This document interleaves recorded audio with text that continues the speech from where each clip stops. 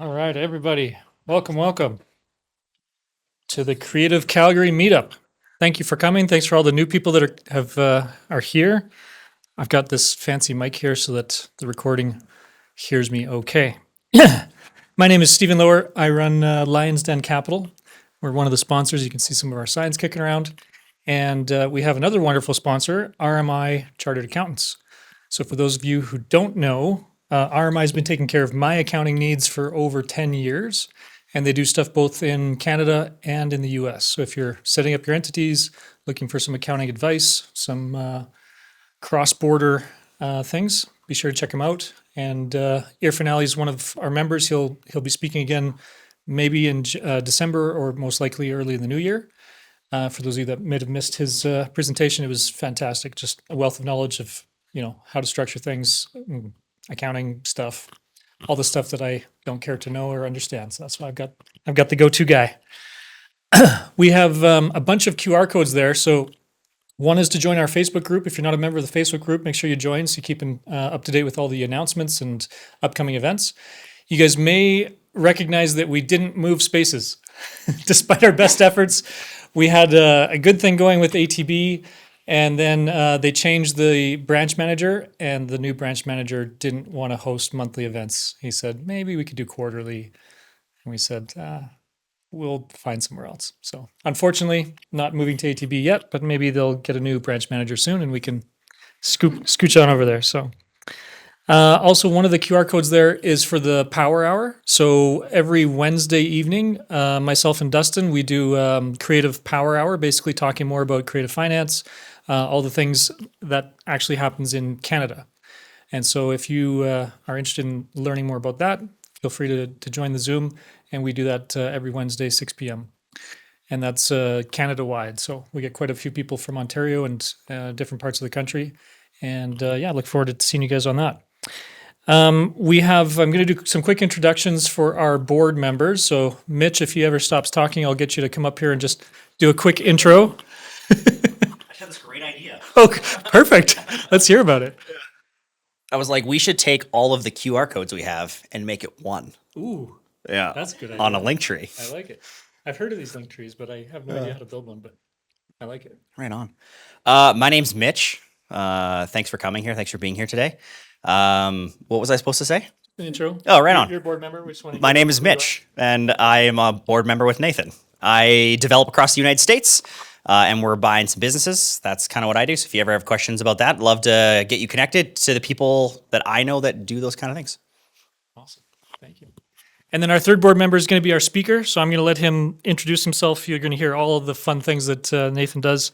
And he's got a great presentation for us. So without further ado, we'll hand it over to Nathan. Let's hear it.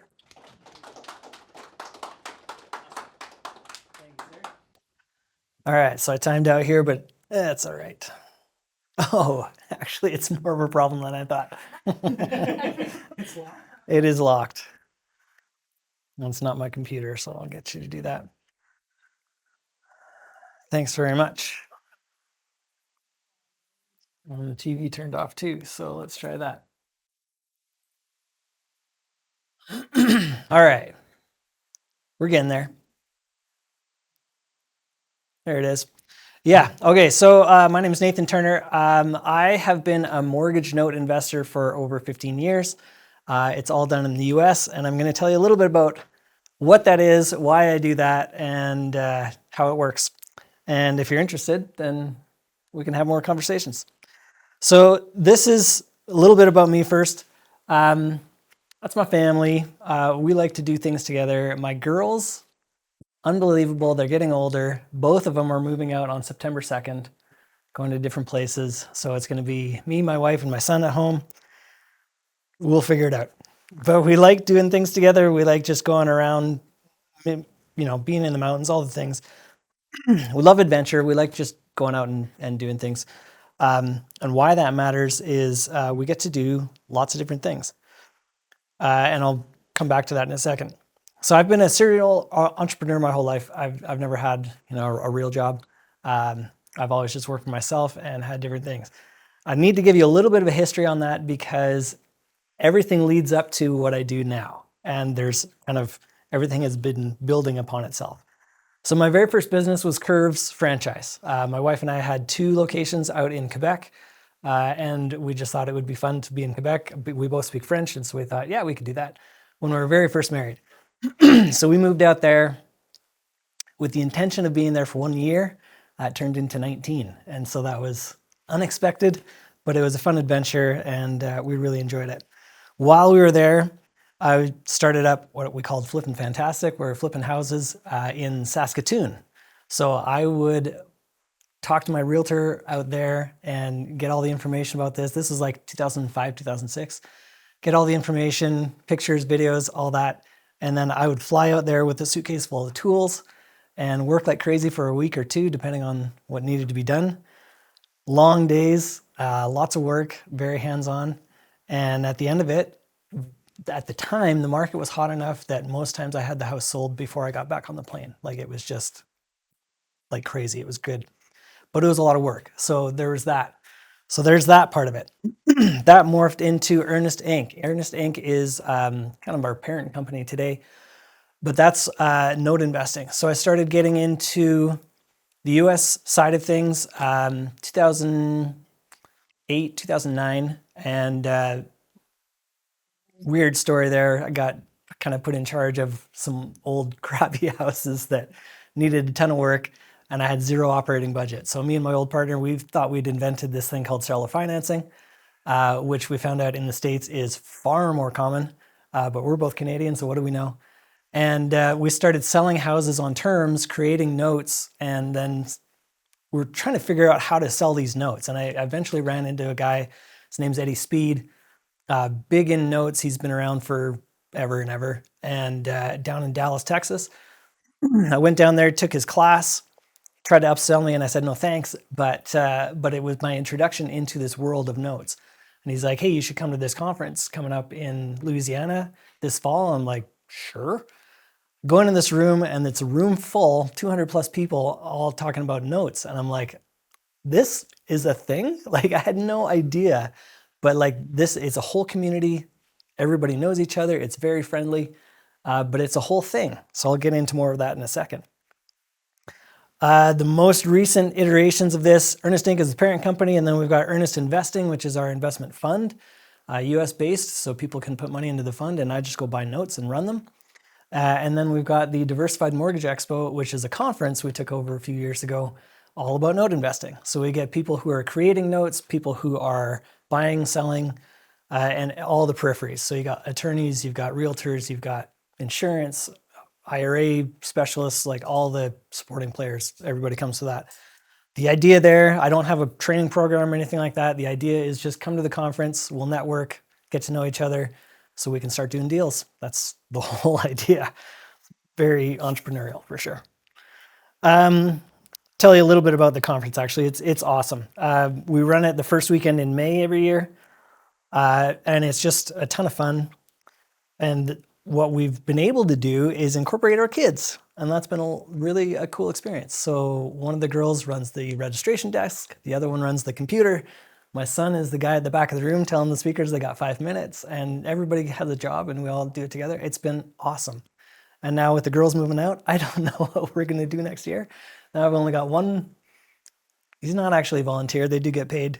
My accountant was like, so how much you paying your kids? I'm like, whatever their tuition is, that's what they get paid. And he's like, so how much is that? I don't know. Whatever the tuition is, that's their payment. That's how it works. So win-win for everybody. So if we can just figure out how to do this outside, then I've got the trifecta. We've got with the family, doing business with the family outside. See if we can figure that out. So what is a note? This is kind of important because anybody heard of this before? Note investing? Okay.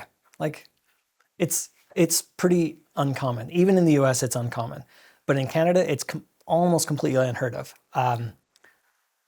Not to say you can't do it in Canada. Absolutely 100% you can. My last house that I had for sale in Saskatoon, way back when, I had it up for sale. Somebody approached me and I didn't know anything about anything, but basically what they were saying is they were wanting me to sell it on terms. So they wanted me to carry a note, is another way of saying it, where I become the bank. So I sell it to somebody and then I'm the financier. So we set up a payment structure and they started making me payments. That's what they were describing to me. When they were talking about that, I was like, what is this scam? Like, this has got to be the dumbest thing I've ever heard of. I didn't understand it in the least bit. And so I was like, no, pass. But years later, I'm like, oh, that's what they were talking about. It's a real thing. You can sell houses on terms and create a note. And there are a ton of advantages to that in my mind. It's the difference between being a landlord and a lien lord. A lien lord is a bank. Banks don't do anything. They collect payments. That's all you do. Nah, that's not 100% true, but there's a whole lot less work than being a landlord. Anybody like being a landlord? That's what I thought. It's not a lot of fun. And I'm speaking from experience. We did that. And that one, I was like, oh, we can't sell it. So if you can't sell it, you rent it. That's what you do, right? Renting out houses is terrible. It was not a lot of fun. It was cheaper for me to fly from Montreal out to Saskatoon, fix up the house myself every time we had a renter change, which was every, I don't know, 6, 8 months, maybe a year if we're lucky. We had it for a few years.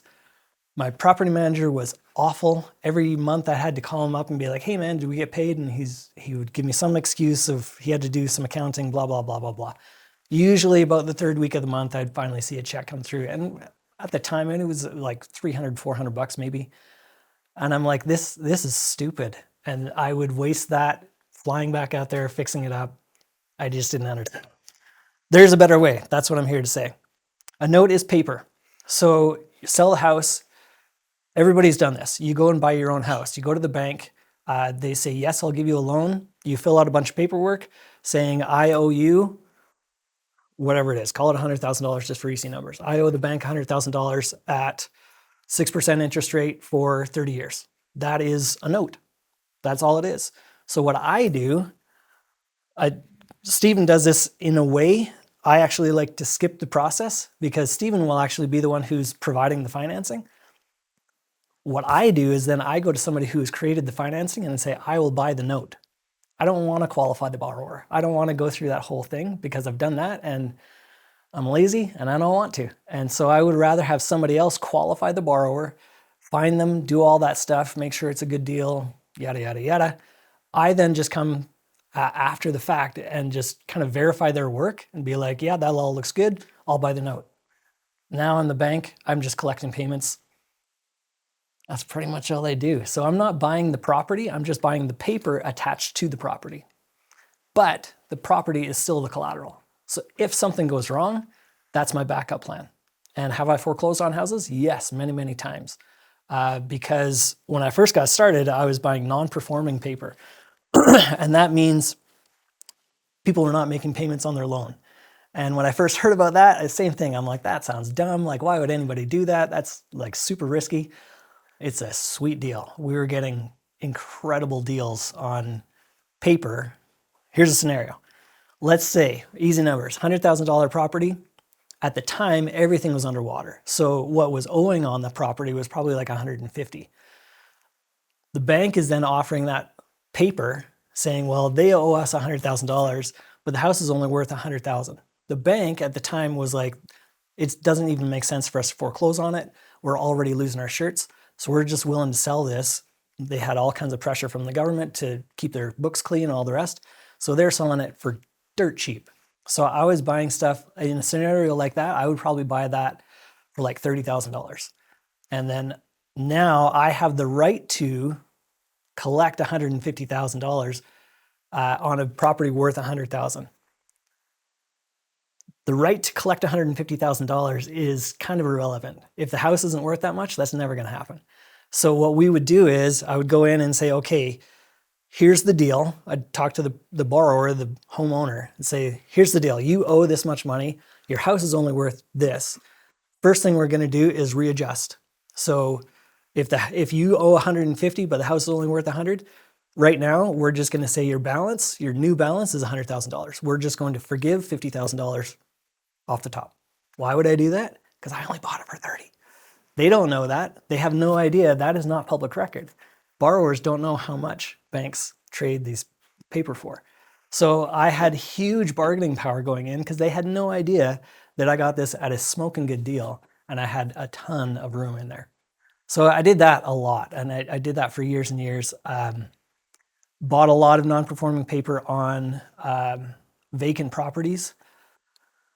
There's a movie that I can't remember the name of right now. It's Tom Hanks and Julia Roberts, a movie that nobody saw, but I reference it all the time. And I don't remember the name. But basically, Tom Hanks did this. In the movie, he was working at whatever, some kind of like Office Depot or something like that. And this situation happened to him. All of a sudden, his property value dropped. And he's like, well, then why am I hanging on to this property? So he gave the keys back to the bank. Go back in history, go and look. That happened thousands of times. So I would get these lists with anywhere from a couple hundred to 1,000 loans that were available for sale, and I could just go through and pick the ones I wanted. Unfortunately, that kind of deal isn't really viable anymore. Non-performing notes more or less have dried up. So what do you do today? Today is all about performing paper. So that's going back to that other situation. Stephen will go ahead and loan on a property. He wants to cash out. So he'll say, hey, I'm willing to sell this at a discount because that's what I do. So I'll buy that at some kind of discounts, meaning if the property value, or sorry, the loan amount is $100,000, I'm not going to pay $100,000 for it. It's going to be some portion of that, and that depends on a few things. I'll get to an example here in a bit. So this is like super high level, and if it's over your head, don't worry about it. If it's not, that's awesome, but stick with me. This is what I do. I've been doing it for a long time, and it's just a ton of fun. So why notes? Because there's no hammers. When I was flipping properties, it was super cool, but I was working 14, 16 hours a day for 2 weeks. Like, it was just a lot of work, and it was very physical, and I was on site and I'm doing all the things. I had a rule, never open a wall, because I don't want to know what's on the other side of that, because I'm going to have to fix it. Like, all of that was huge, and that was a big deal all the time. So I don't have to swing a hammer ever if I don't want. I'm not dealing with tenants. I'm dealing with homeowners. Huge difference. Somebody who's a tenant, how much do they care about that property or what happens to it? They don't care. It's a rental.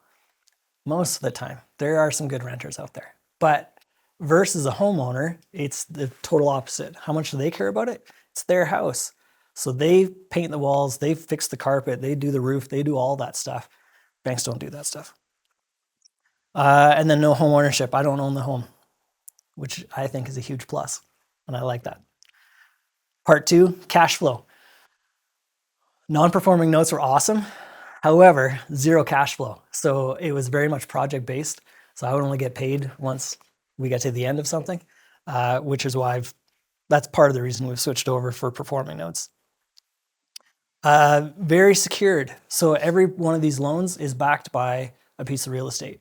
So if something goes wrong, if they quit making payments, that's always my backup plan. I've always got that property to fall back on. Usually it doesn't come to a foreclosure in the case of a performing note that just goes bad.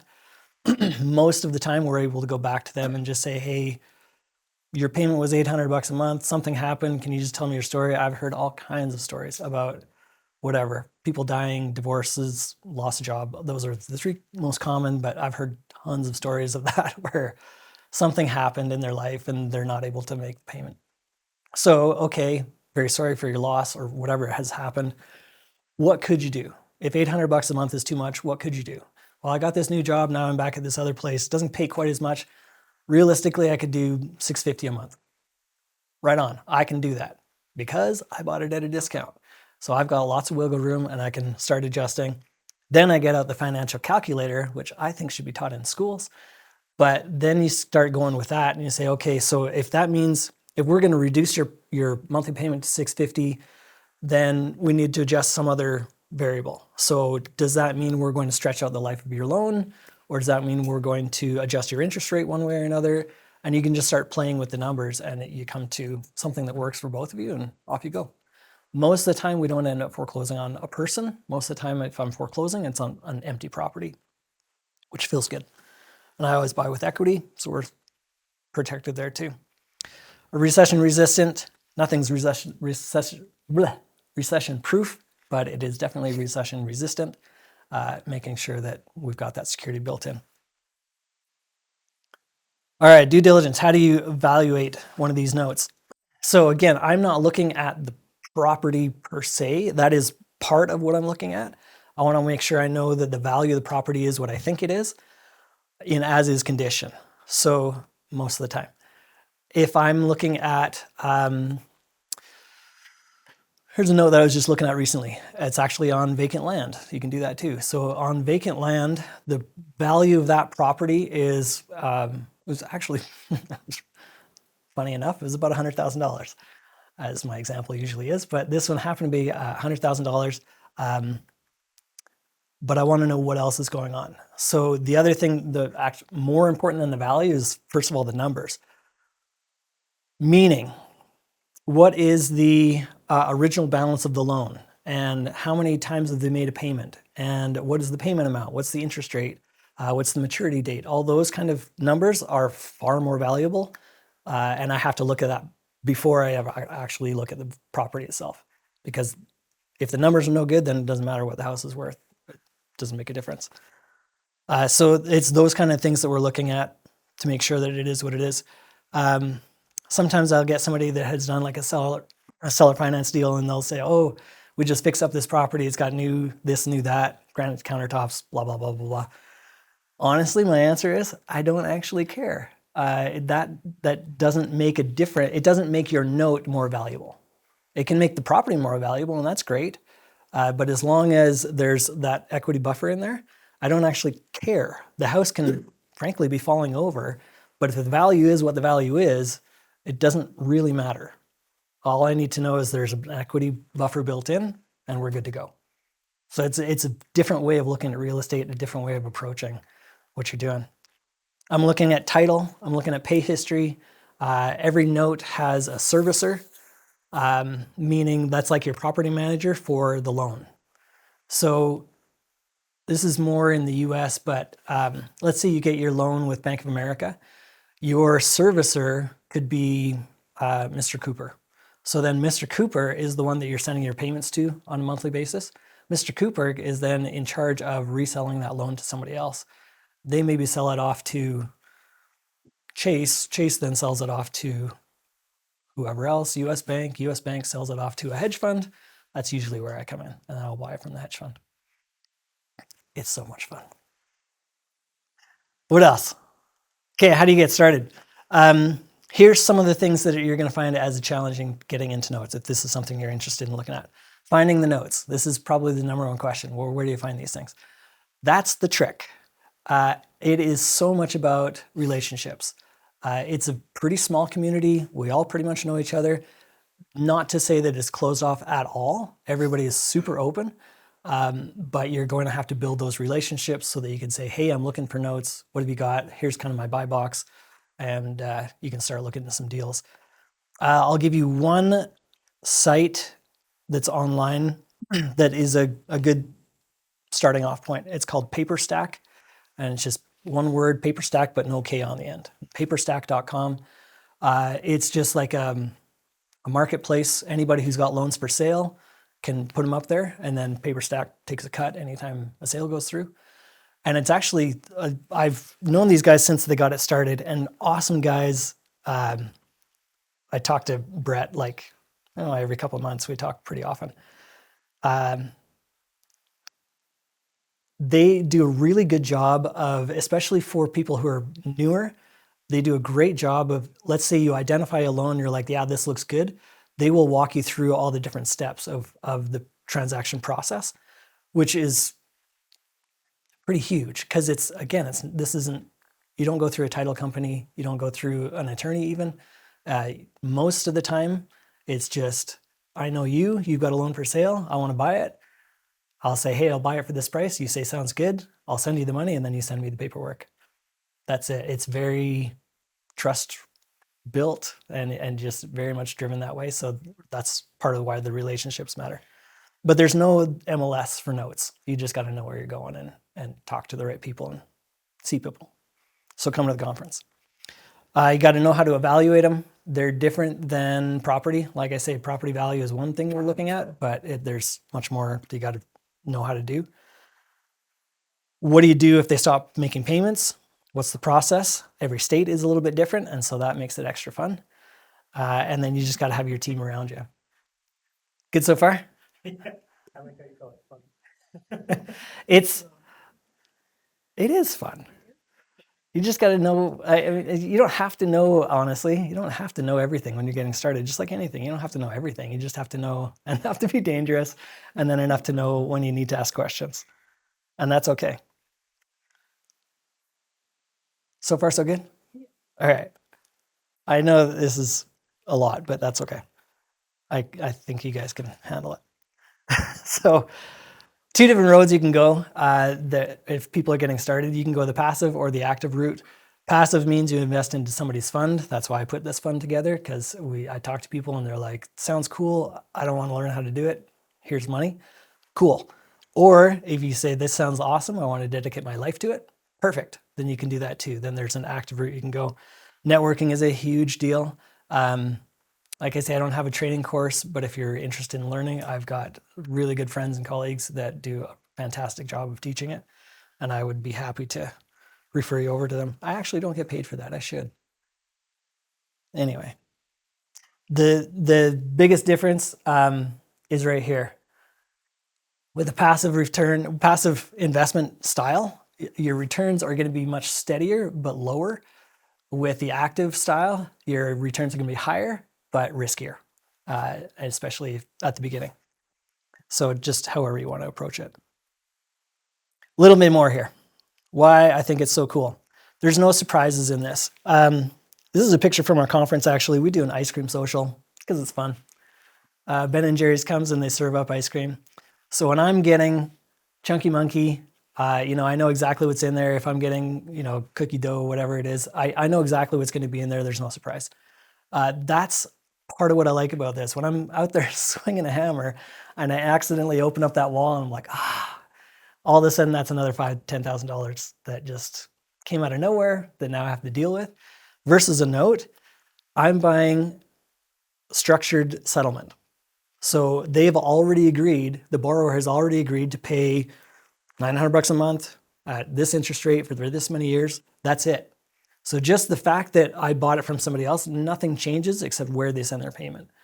So it's very easy. I know exactly what that return is going to be. As long as they can make payments, then it's very predictable, very easy to know what you're doing. Independent of the stock market, doesn't matter what's going on in the world to a large degree. Not completely immune, but again, if somebody's making their payments on their mortgage and the stock market goes up or down, that doesn't make a difference to your mortgage. It doesn't change anything. If all of a sudden oil is more expensive and everyone in Calgary is like, hey, my house is worth much more. Cool, your mortgage didn't change. It's the same thing every time. It doesn't make a difference unless you want to refinance. But no roller coaster, no capital calls. It's an existing asset. You're walking into something that's already there, not something that you're going to build and eventually will have some value down the road. That's not this. This is just a lot more predictable. Cash flow is king. That's a big one. Cash flow is really the king. Cash is great, and I of course I like cash, but cash flow, that's really where the power comes, because then you know how much you have to spend this month and next month and the month after that. And it's a great way to go. All those things, I think I've said all that already. True mailbox money. All right, here's an example. This is a note that I bought about 2 years ago, but I kept it in the example because it's a pretty good one. The property is in Florence, South Carolina. To a large degree, it doesn't matter where it is, with some exception. New England is tough because if they stop making payments, if I got to go through the foreclosure route, New England is wacky and weird, and their laws are just all over the place, and it is long and expensive, and the fun disappears very quickly. But for most states, it doesn't matter really too much. It's going to be slightly different, but it doesn't matter. So property value, the house is worth about $90,000. The loan balance is about $80,000. So in other words, they bought the house for $90,000. They made a 10% down payment. the person who sold the property got to keep that down payment. Cool. He gets $10,000. I walk in and I say, I'll buy that note for $65,000. So now I have the right to collect $80,000, but I only paid $65,000 for it. I didn't put the rest of the numbers here, but just to give you an idea, the interest rate on this was 10%. Because I bought it on sale, because I got it at a discount, my yield, my return over time jumped up to about 13.5%. And that's just money coming in every month. So that was, what was it? About $750 a month. Not bad.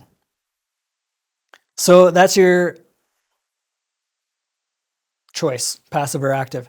On the passive route, 8, 9, maybe 10% is what you're looking at doing there. If you're doing it active, usually somewhere between 12 to about 15% is what you can expect realistically. It's monthly income secured by real estate. It's the coolest. That's like super fast, real easy, but there you go. I'm open to whatever questions. I'm sure there will be some because I missed all kinds of things, but just I wanted to give you an introduction because it's super cool business, very unheard of in Canada, but I think that we should know more about it because it's an awesome opportunity. Let's hear it for Nathan. Thanks, guys. Yeah, thanks. All right. Yeah, go for it. When you're buying notes, do you prefer like institutional structured notes or seller finance notes, or Great question. Okay. It depends slightly. When I first started, it was all institutional. It was all some kind of bank or mortgage lending company had created it. And at the time, it was because everything had gone sideways and they were just trying to dump everything. So they were willing to let it go for massive discounts. And so that's mostly what I bought. Now it's flipped. So now that I'm buying performing loans, seller finance tends to be at a higher interest rate. And because of that, that's why I go after that. So a higher interest rate, meaning 9 or 10%, is pretty standard for a seller finance deal versus an institutional, a bank or something, they're going to offer their loans. A couple of years ago, they were down at like 3%. So my target for my fund is 12% yield. So if the bank wrote that paper at 3 and I want 12, my discount is going to be enormous. And so that's just going to be a non-starter. So at a seller finance deal written at 10%, that's going to be a lot easier. Are you saying you buy that from a homeowner then? Like a seller finance? Not exactly. So the seller finance deals, typically what it is somebody will own a second home, and rather than rent it out, they do a seller finance deal. And now maybe they've collected for a while, maybe they haven't, but for whatever reason, they want to cash out. And there's all kinds of reasons for that. They want to go on vacation. They want to, I don't know, just not have that thing on their books, whatever it is, all kinds of different reasons. They're getting old. They don't care anymore, whatever, but they just want to cash out. So that's where I come in. My favorite is to deal with people that do it like as a business, where they'll buy property cheap at auction or whatever, and then they sell it on terms and sell me the note, and then they'll come back and do it again. And then I cash them out. They go back and buy another house. Off we go. Those are my favorite. So as far as capital goes, you would need the full amount upfront for that note, right? Great question. Yes, this is a cash-based business. So do I have millions of dollars in my own bank account? No, I don't, which is why I started a fund, so that I can get money from other investors to put in. And I've done that for years. I did JV deals for a long time, which made more sense when they were in and out type deals, but these ones are long term, so the fund structure made more sense. So you're looking at capital raising as well Mhm. to do this. Yeah. So you would need your own fund Yes. if you want to be active. Yeah. At some point, yes, you're going to have to raise capital from someone else because you're going to run out of money. Yeah, because it seems, if you're going to use your own money, you're going to run out, no matter what you're doing, you're going to run out pretty quick. Yeah. I got lots more questions. Yeah, go ahead. Because I'm a lender, I got all these fun questions. So Yeah. firsts or seconds or Good question. So I only look at firsts, Okay. but that's a matter of preference. I've got lots of friends who like seconds and they swear by them, and I get it. I'm just not interested. Reason being, I want to be, so first position is like your first lender. They're the first one to give you the money. Second would be like home equity line of credit or something like that. I would prefer, my preference is just to be that first position person so that, again, in case of, I'm the first one to get paid out. The second is a bit of riskier position because there's a possibility that you'll get part or totally wiped out. And then do you only do residential or do you do some commercial stuff too? I only do residential. Yeah. Okay. Because I imagine there's a fair bit of volume in the commercial side. There is. It's more common in commercial deals for some kind of seller finance to happen. It's very common. Right. And to give you an idea of volume, I only look at the residential numbers because that's what I do. Every year, just on the residential space in the US, there's something like $20 billion worth of notes being created every year with seller finance. So there's a huge pile that are just out there. Cool. Yeah. A lot in Texas.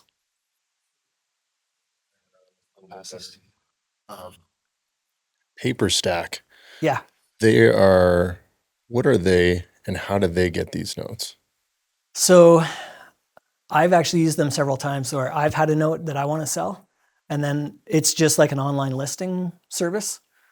So it resembles like an MLS type Oh, I see. thing. And then I can just go through and search. I can search like by state if I've got a favorite state for some reason, or I can search by numbers or whatever.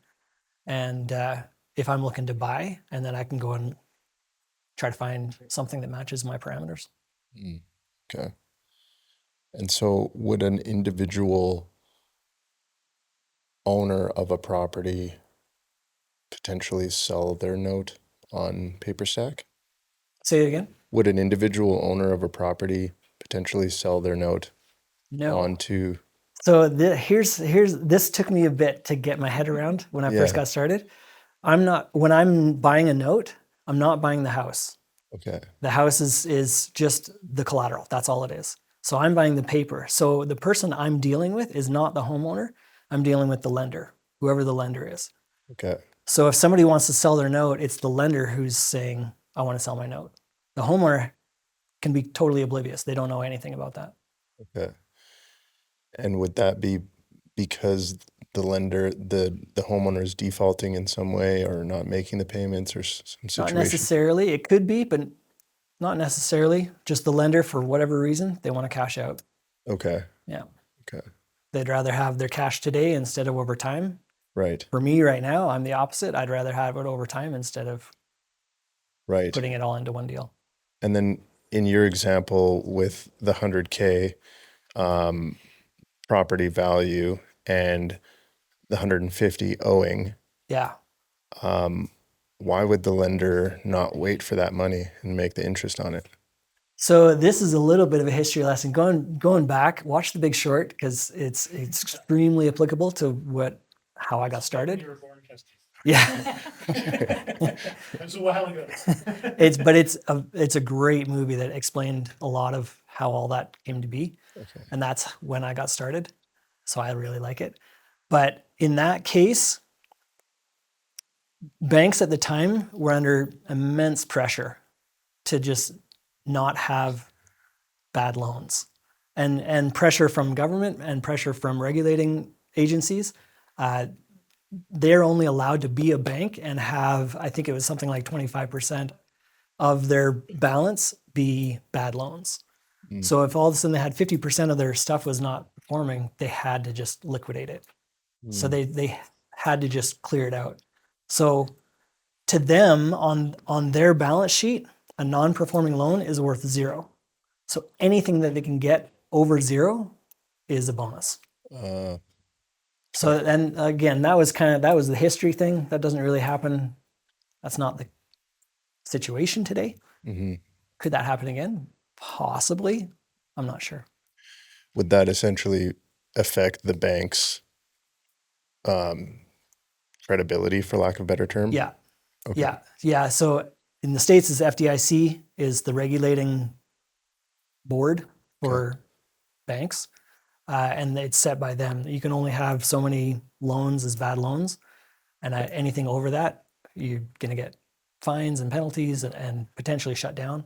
So back in 2008, a whole bunch of banks went out of business. 2008 to 10, a bunch of banks just ceased to exist, or they sold out to somebody else. Mm. Okay. So again, because I'm not buying, it's flip your thinking. Forget about property. You're talking about being a lender. So when I'm buying this, title never changes hands. The title remains with the homeowner. They're the ones on title. They own the house. What I'm buying is the paper attached to the property, and that's done with an assignment. So whoever is selling the loan assigns that loan over to me. That's recorded at the county. It doesn't say how much I paid for it. It just says, now I have the right to collect that loan. That's it. So title has never happened, so we don't need to go through a title company, nothing like that. It's just transfer of the right to receive. So what I like about what you're sharing, Nathan, and thanks again for the presentation, but Yeah. a lot of the stuff, as you mentioned at the beginning, is we can do in Canada. Yes. So I've bought and sold notes. Oh, nice. Yeah, not a ton, but a handful. And it's, again, not super common, but it is something that is possible. And so whether you've got a note in the US or a note in Canada, essentially all the metrics are the same, right? You have a piece of paper, a mortgage registered on a piece of property that if the seller, the lender wants to sell that. So I'll give you a situation. So we would sell a property, for example, a small 10-unit apartment building, and we would carry a seller finance note, right? So let's say I sell this building for $1 million. The borrower puts down 200,000 and we carry a note for 800,000. Now, we don't want to have our money tied up there forever, right? So we might carry that for, let's say, 24 months, and that gives the buyer time to go out and get us refinanced. But let's say 6 months down the road, he's making payments, and all of a sudden we're like, oh, snap, we can go and buy this other building. Yep. It's on a huge discount, but we need cash. So we're going to liquidate that note. We're going to go out to the market and we're going to say, I need to find somebody that wants to buy this note. And so the people are going to look at it and go, okay, well, it's $800,000 note secured on $1 million property, and it's paying 6%. They're like, not super excited about that. So they're going to say, well, I'll buy it, but you got to discount it, right? So if you drop that down to say 700,000, right? Because we need the money quickly. They go, oh, that's cool. So I'm going to buy an $800,000 note for 700,000 now, and there's only 18 months left. At the end of those 18 months, or in a week, I could get paid out when this guy goes to refinance with a bank, right? So when I buy that, when the buyer buys that note, he's got the opportunity of that $100,000 upside within 18 months. And that could be in 2 weeks, it could be in 3 months, it could be at the end of that 18-month term. And then in the meantime, he's also collecting that 6% monthly cash flow, right? Yeah. So that's a really simple example of something that we've done here. But I've got one that's going to blow your guys' mind. Do you deal in partials? Partials are awesome. I haven't. Do you want to just really like explain high level what a partial is? So high level, let's take your example. So you've got this other deal that you want to get into. You only need 200,000. It's a residential property. It's something totally different, but it's a smoking deal. You want to get into it. So you only need 200. So you don't necessarily want to give up $800,000 worth of payments coming at you plus the interest. So you're like, okay, well, I need 200. So that means that I could sell 2 years worth of, or in this case, it's a shorter term. Yeah. So in my case, let's say it's a 25-year loan. Yeah, let's go 800,000. We're carrying it for 25 years. So it's a 25-year term.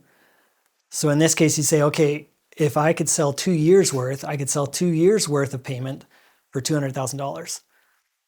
I would buy that for $200,000, collect for 2 years, and then it would go back to him, and he continues collecting payments for the rest of the time.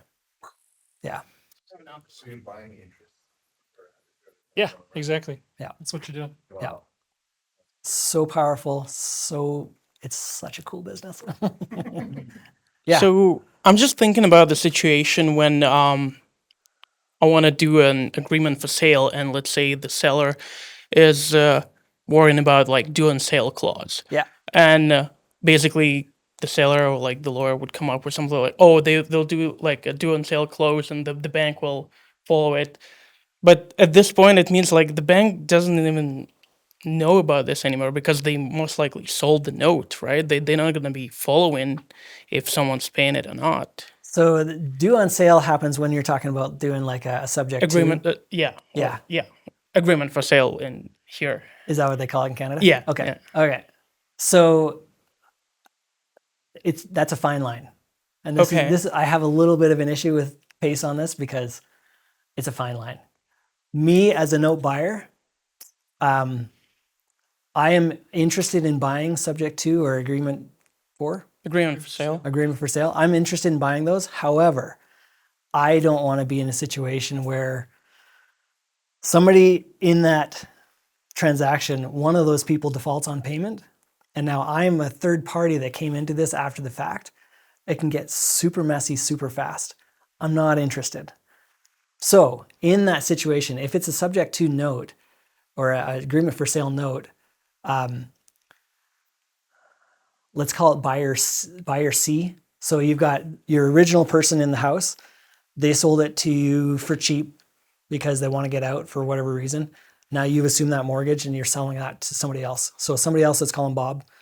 Bob now is making payments and everything's hunky-dory and that's fine. If Bob quit making payments and I bought that subject to, that agreement for sale, super messy. I don't know the original borrower. They don't know me. I'm having to come out of pocket to make all that right. Like it gets weird. So would you be interested in more like into resolving the issue or like actually calling the like the So I clause? would buy that note if I'm buying Bob's note. My purchase price has to cover the rest of like buyer A has to pay out whatever's owed on that loan. So I want to be in first position, period. So I want to make sure that I'm protected there. So yes, I'm interested in those.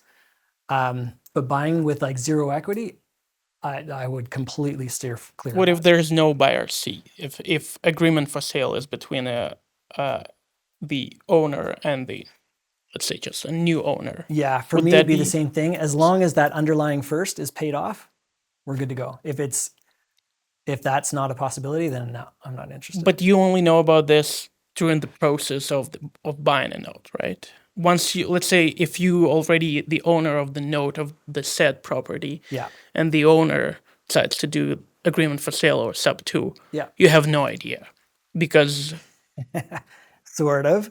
There are ways I can find out. but like if things get paid and you have like hundreds of them, Yeah. I Do you actually probably look? wouldn't care. But if I was in that situation, like banks are too big for their own good sometimes.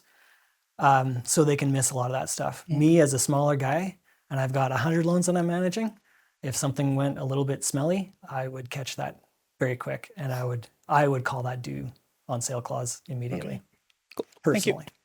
But good question. For the most part, whoever the original lender is that lives on the property doesn't know that we do it here for sale. Like, because Right. There's no way of, we don't tell them that we do, Sure. right? So. But if the I payments see- still get paid directly to the bank. Yeah. But if I see a change in the insurance or something like that, then I'm going, what's all that? What's that? What's going on? We usually leave it under the original homeowner's insurance as well. Yeah. And, So, and for me, that's yeah, that just makes me uncomfortable. But I not to say that it's wrong or anything, but as a note buyer coming in after the fact, that would make me uncomfortable. So then, Good situation. I like thinking outside the box. if you're you buy the note, the bank's no longer getting the payments to them.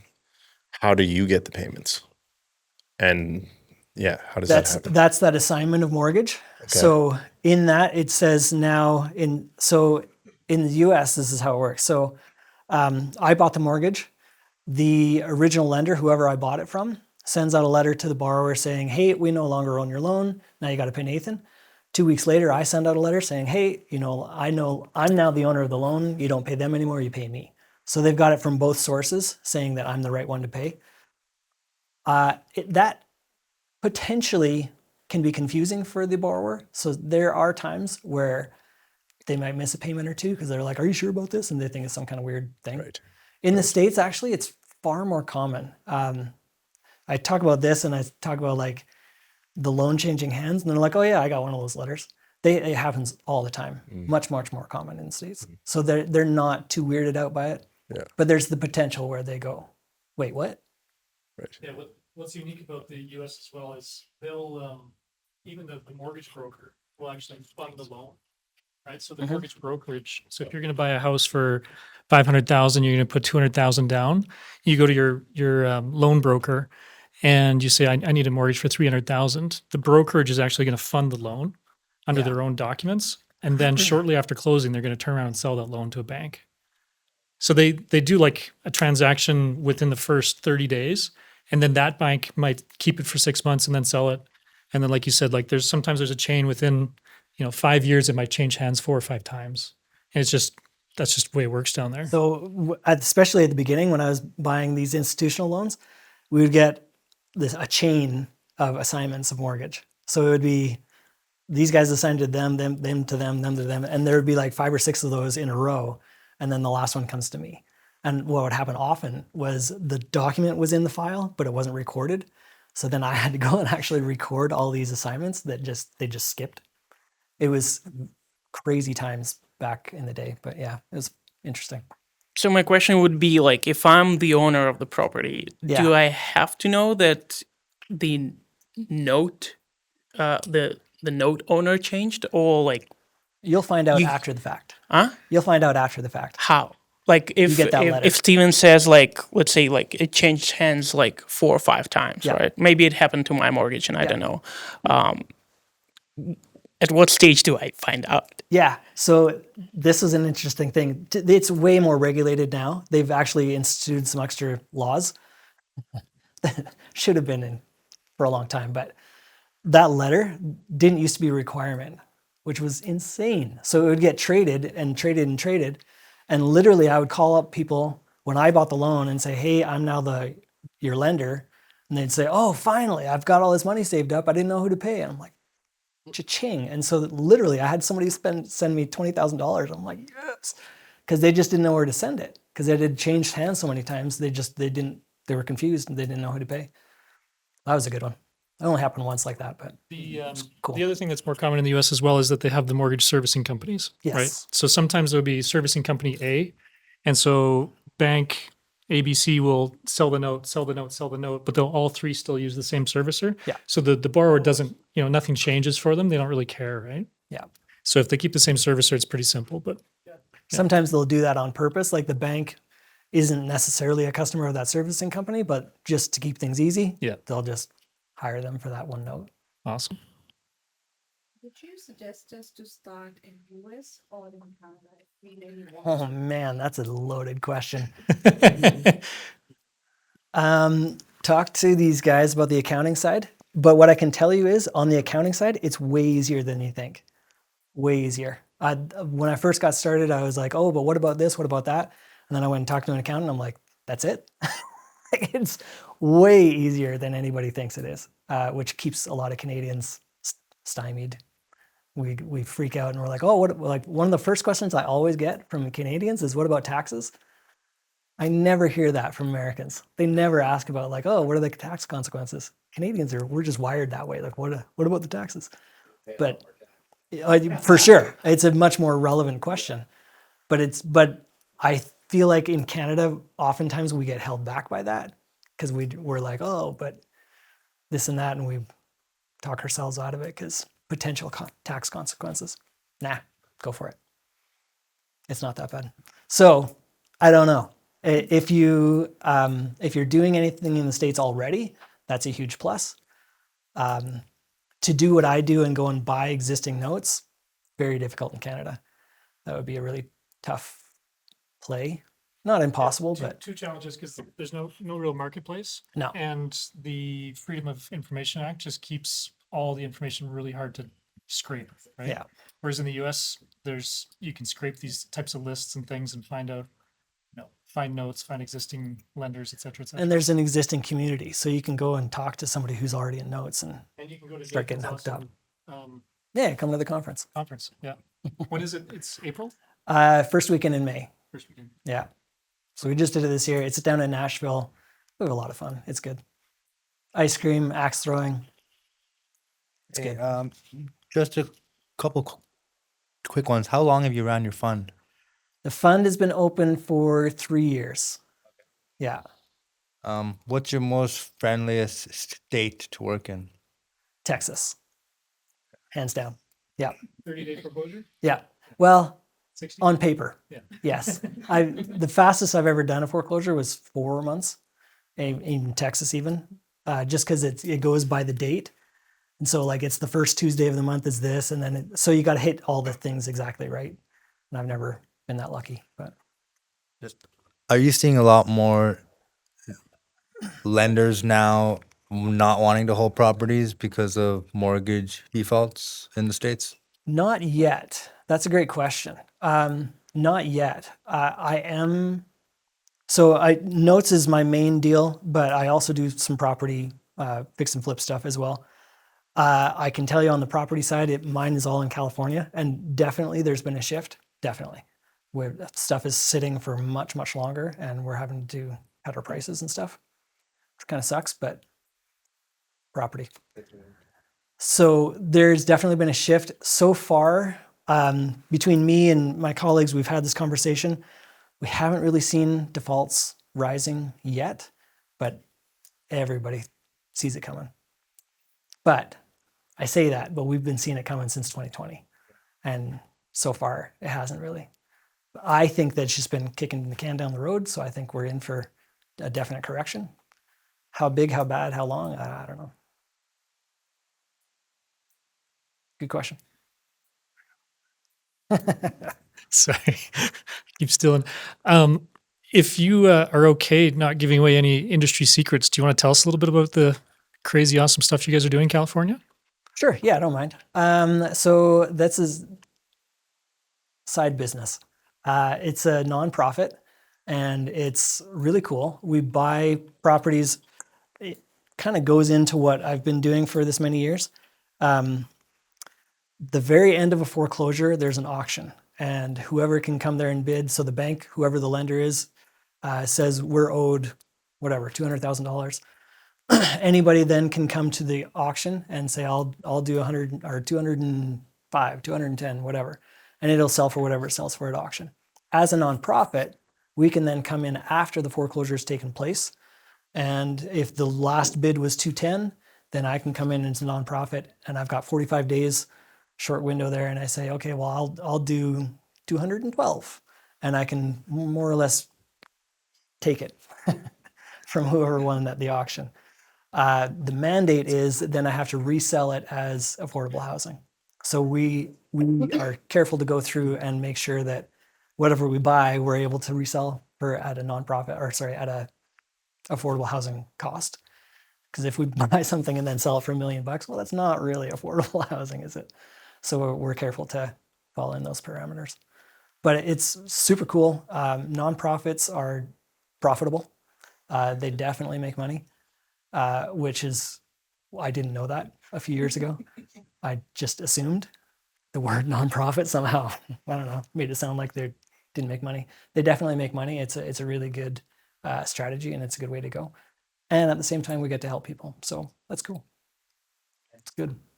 When you say affordable for the market, you mean as a selling price, not as a rental or a multifamily unit? I could do it as a rental. I prefer not. I don't. To me, rentals is almost a dirty word. So I choose to just sell them straight out.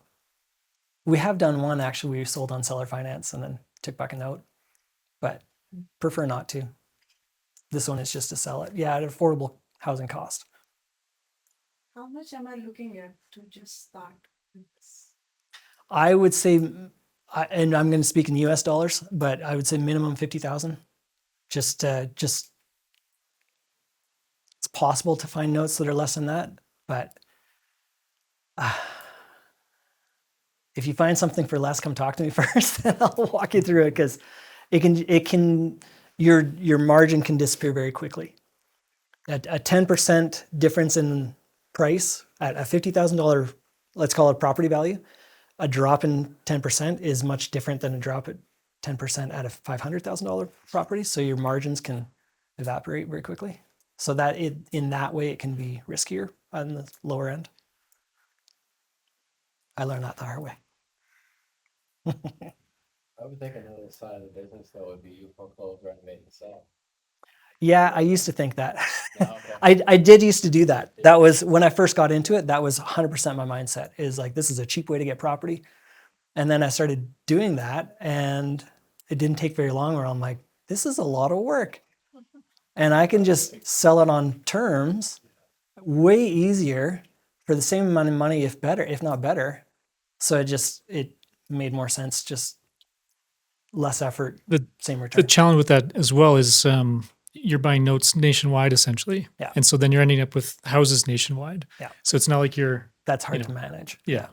It's, well, the property itself, not so much, but yeah, any kind of renovations and having a team on the ground stuff like that gets busy. Do you feel open to sharing the worst case scenario? Sure. Awesome. Properties. So here's one. And I probably talking about the one I'm thinking you're talking about. Yeah. So one of the last non-performers I bought in 2020, actually, and it was in Chicago. Bought it because it was right at the tail end of the foreclosure. So I was like, I'm going to get the property and the numbers look good. So in that case, sure, I'll take back the property so I can resell it. No problem. So I bought it. I want to say, I can't find it. My computer's over there. I think we bought it for like, I don't know, 40, 50, 60, somewhere in there. I don't remember exactly. Something like that.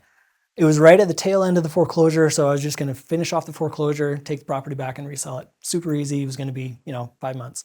Can you explain that for those that don't know, when you buy a note, you can actually just take over the foreclosure process? Yeah. I can step in as the plaintiff. So it's substitution of plaintiff. It's one document you file and all of a sudden I'm now the one foreclosing. So super easy process. So it was real easy, right? So took it back, got it back in February of 2020. March of 2020, of course, everything shut down. The whole world was all of a sudden stopped. And in April, I got a call from somebody who she said she was a neighbor. She was in the area and she's like, oh, it looks like your house got broken into. I can get in there and I can fix it up and then and just have it repaired for you. So I'm like, yeah, sure, that's fine. I'm maybe a little bit more risk tolerant than others. Like, no, she wasn't licensed. No, she wasn't, an official contractor, but she's in the neighborhood. She's going to fix it up. It's COVID. What am I going to do? So I'm like, sure, sounds good. Famous last words. 5.5 years later, so we found out in July. I had it under contract. We had sold it for $100,000. Again, pretty easy. Bought it. I think it was 60. I think we bought it for 60 and I was going to flip it out for $100,000. Cool. Good deal. Short term. And then they go to do the home inspection. And they're like, oh, we can't get in there. There's somebody in there. I'm like, what do you mean there's somebody in there? So her and her whole family had moved in, decided it was their house. Years and years of court. And these guys were professionals. Like, they are still professionals. They're still trying to drag this out. They've got the crookedest lawyer of all crooked lawyers. Like, I'm not joking. We went to court in 2023, November 2023. And the first time I'd seen their lawyer, I am not kidding. She's like in the courtroom and like throwing her arms around, like doing the whole thing. I'm like, what is this? Like, who is this person? Doing the whole thing. Well, judge, what about this and that? And I was like, what? Like, just insane. So she perfected her act, man. And then would appeal everything. And they're still trying to appeal. I just talked to my attorney the other day. They tried to file a mechanics lien against me because they did all this work on the property and I didn't pay them. I'm like, yeah, I didn't pay you. You were living in my house for free. No. Besides, I didn't sanction any of that work. They were going to fix a leak in the basement. That was it, and a broken window. And all of a sudden, they're saying that I owe them $50,000, $60,000. I'm like, no, that's not how this works. Anyway, so they tried to file a mechanics lien, which is completely like not even founded, because you have to file it, first of all, within a year of doing the work. And you have to have contracts showing that I had contracted that. Like, none of this made any sense, but they filed it anyway. Thrown out, appealed, thrown out again, appealed, thrown out again, 4 times. And they're still trying to go after that. They're still trying to appeal that. Like, it's just bonkers. Anyway, 5.5 years later, we finally got them kicked out just this past December. I am signing papers on it tomorrow for sale, and we should have the sale closed next week, I hope. And I'll Over finally be done with 100,000? that. What's that? Is the sale price over 100? Sale price $230. Giddy up. Yep. Yeah. Plus, they finished off the basement for me. Thanks. So, like, literally, they added a bathroom down there and like finished it all off like it was a unfinished basement. Funny. Cool. What were your legal costs? That's a good question. It's going to be probably 50. Yeah. Like, overall, we'll come out ahead, but 6 years later. And Here we how many flights to court? Oh, I've flown out there to court 4 times, but then last year I spent like 3 weeks of my summer out there last year, just trying to deal with it. Right. It was just absolutely insane. Like, it's way too long of a story, but anyway, that's the short version. 6 years is that took to finally finish it all off. Awesome. 5.5 just to get him kicked out. Insane. All right. The contractors, that's a different thing altogether. But yeah, anyway, no. So I'm probably tainted when it comes to like owning property. I'm probably a little tainted. I've had some wear. So I've shifted my mindset. I do this project in California and it's awesome. And yes, we're dealing with properties. Like, that's 100% what it is. But I've completely shifted my mindset. I would much rather just work with the paper and not own the property. That's so much faster and easier and cleaner. Oh, it's just a dream. Awesome. Well, thank you so much, Nathan. Let's Yeah. give it a round of applause for Nathan. My pleasure. Thank you. Conceptual. Lots of good insight. Thanks for that. And thank you for sharing. Not everybody loves to get up here and and this is what happened with my worst deal, right? So big hand out to Nathan for that. We're going to end now with just some networking and give you guys the opportunity to shake hands with all the people around the table. Lots of good questions. I can tell there's lots of people in here that are, experienced investors. I heard somebody talking about multifamily before. We've got capital people in here. We've got developers, all sorts of fun things. So whatever it is that you're looking for, there's likely somebody in the room that either has it or knows somebody that has it, right? So the opportunity right now is to get to know these people.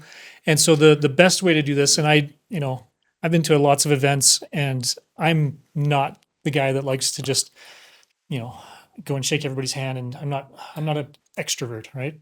I'd rather just be like, I'm here, okay, in the corner, and maybe somebody will come say hi, right? But if you just go up and introduce yourself and ask the person what it is that they're looking for in their business, like what is it you do and what do you need? And when you learn that, ideally you might go, oh, I actually know somebody. Or as you meet other people in the room, you might go, oh, well, that guy needs this, and that guy and this person needs that. So it's just a really great way to connect. And ideally, once you've asked the person about themselves, they're more than likely going to ask you about yourself and what it is that you're looking for. So open with that. That's what small skill that I've learned on how to network. Make sure you say hi to the directors if you get a chance, even though they're late. No, I'm just kidding. No, you were early. I know. I'm just bugging. And again, big shout out to our sponsors, RMI Capital and Lions Den. And before you go, Nathan, we got to get our monthly photo with you before for the. And then if you guys have questions, of course, Nathan, I'm sure would love to answer questions about his fund, about how he runs stuff in the U.S. and anything you got for note investing. And of course, if you're interested in going to his conference in the spring, I know that he'd love to see you down there. So a big round of applause again for Nathan. And enjoy some snacks, and we'll chat with you guys soon.